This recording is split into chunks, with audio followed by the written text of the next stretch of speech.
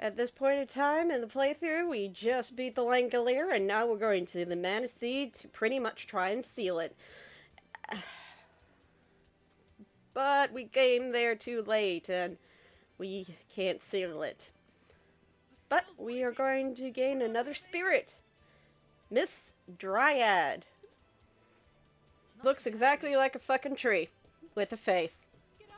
Kind of like the trees from Wizard of Oz that pelted Dorothy with apples. I decided to cheat a little and see how long...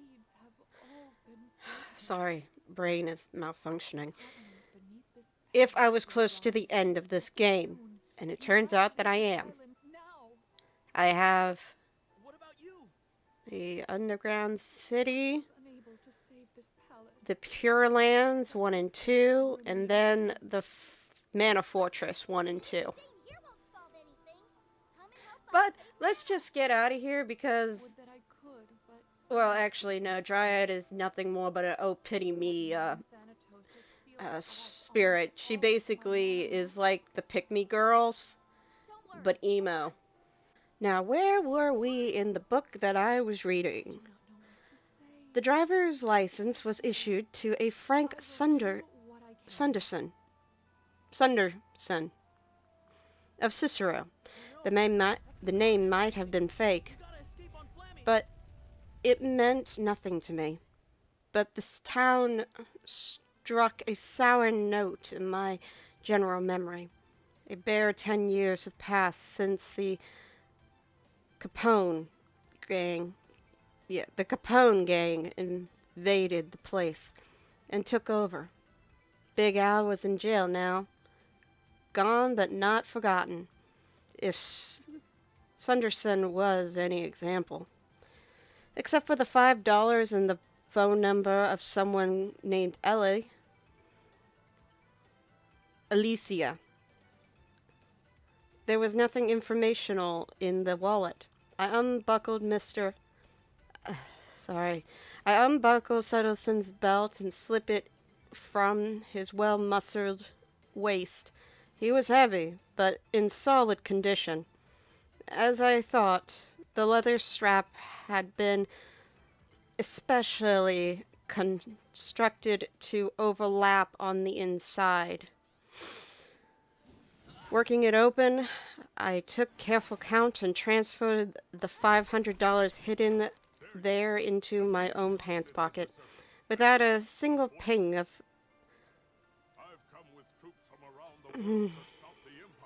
conscience? I don't know that word.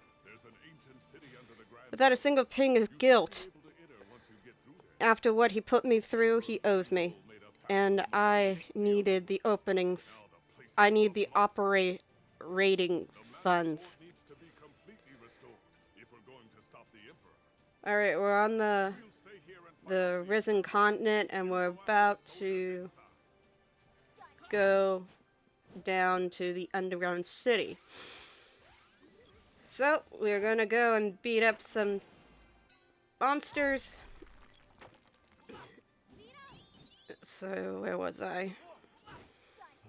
I looked long and hard at his face. The heavy jaw, the thick lips were fascinatingly familiar, but nothing clicked in my memory. It was very bright now, the sky all strange, with the sun and stars shining impossibly together. It was confusing until I realized it was the moon that was flooded the place with such brilliance.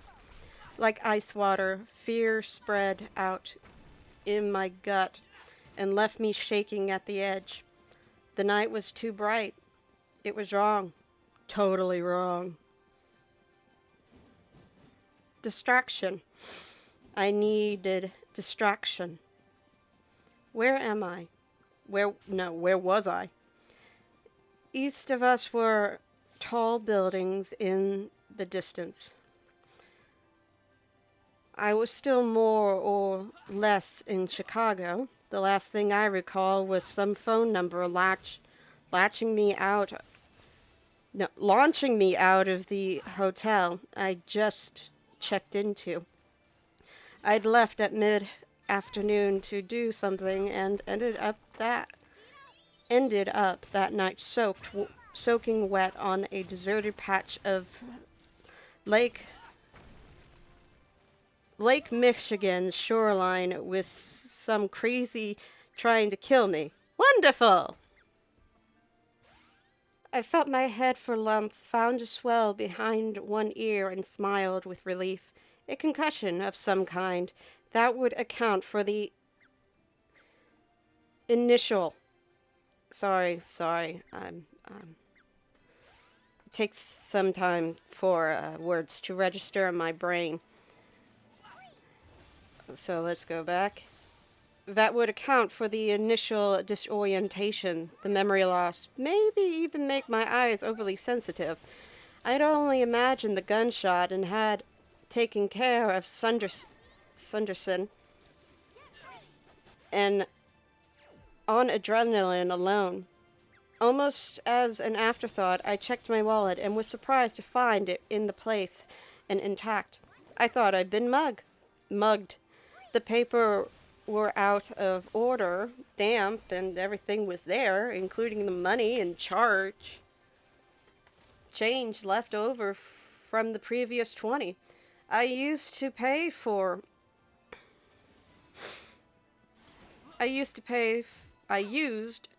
the hotel room. It was when I returned the wallet to its inside pocket that I noticed my shirt front.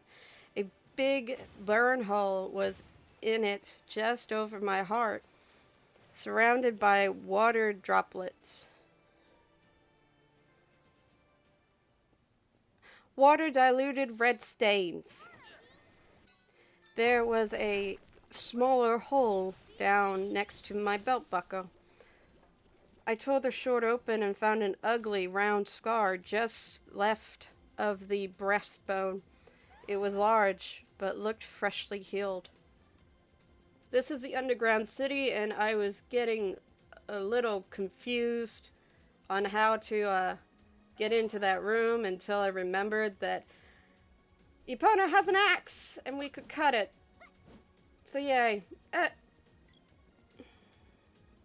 lapping of the water on the shore sounded loudly in my ears. Far out on the silver lake, a streamlined shape of a rich man's yacht, gliding slowly east and disappearing behind an intervening point of land. My left hand twitched and clamped. I made it open again. The palm had more than a dozen puckered. Okay, where puckered red circles on it, more scars, and I couldn't think of how I'd acquired them, or what might have caused them. At least they didn't hurt. My right hand was also damaged with a narrow pink welt, like a neatly healed cut just above the knuckles. It too was painless. Cautiously, I spread my hand over my heart. It should have been banging away like a trapped bird, but there was nothing. Nothing but the scar and still night cool's flesh. I rebuttoned the shirt, not wanting to look or speculate any more, and stared helplessly at the lake. It gave no answer or comfort, so I opened the driver's door and slid behind the wheel. I rubbed my face and was surprised at the heaviness of the beard there. Reaching over, I swiveled the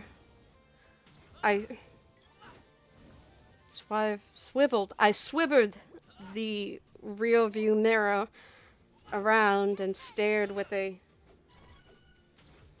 icy shock of comprehension at the end of glass.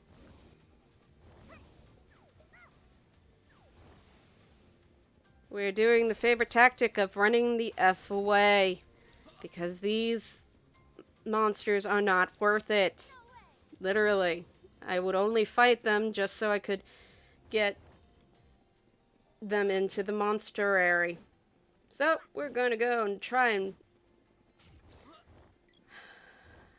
find the off switch for the waterfalls. No. Please. God, no. Death had come to me that night, unexpected and unfair. Death had changed me, then left, taking with it the memory of that supreme moment we all must face.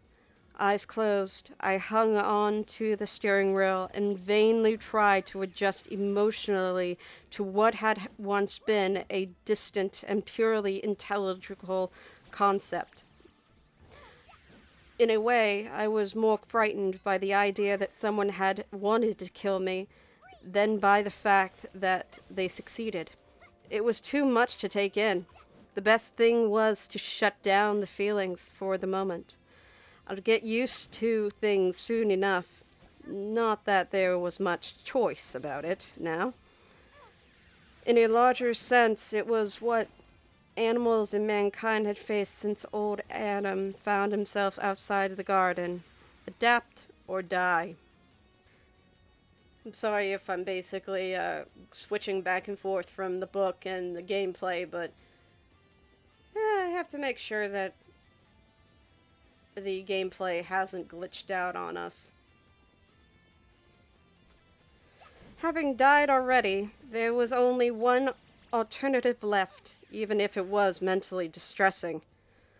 For something to do, I tied Sanderson's hands behind his back with the belt and used his flowered necktie on his ankles. Rooting around in the glove compartment, turned up.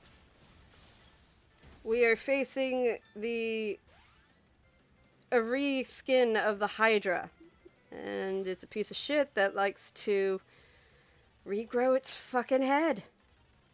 Rooting around in the glove compartment turned up several road maps, so I was able to make a good guess about our present location and figured out how to get back to my hotel. It was a tight fit behind the wheel. We were about the same height, but my legs were longer. I didn't bother adjusting the seat. That was always more troubling than it was worth. The starter started, the engine kicked and caught, and I eased it into first. 30 minutes later, I stopped in what looks like a safe,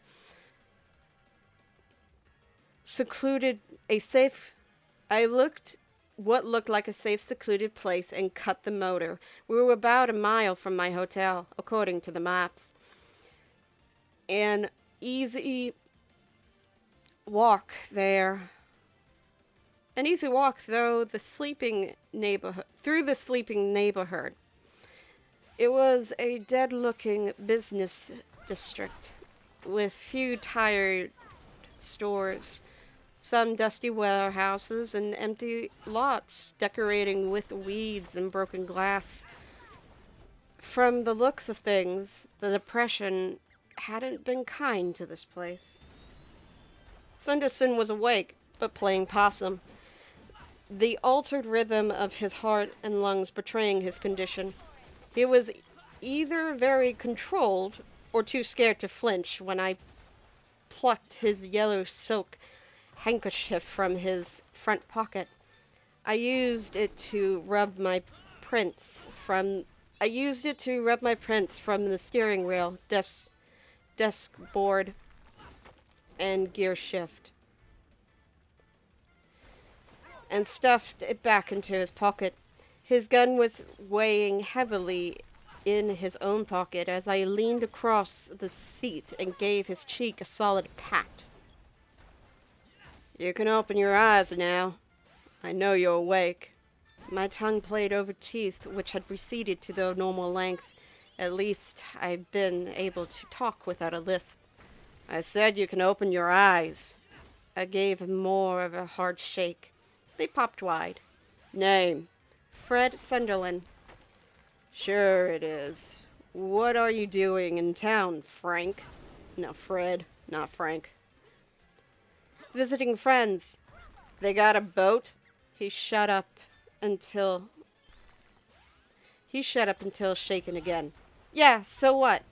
Why'd you run me down? What? You heard me. Why did you try to kill me? The heavy jaw snapped shut again. His eyes rolled towards the door, and he struggled against his bonds. I lost my patience then, and for the first time took a great deal of pleasure hitting a man. I pulled the punches,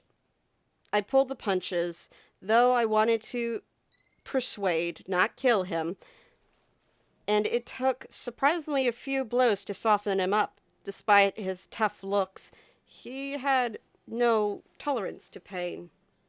Look what the cat dragged in. I'll take care of these pests. Well, we're at the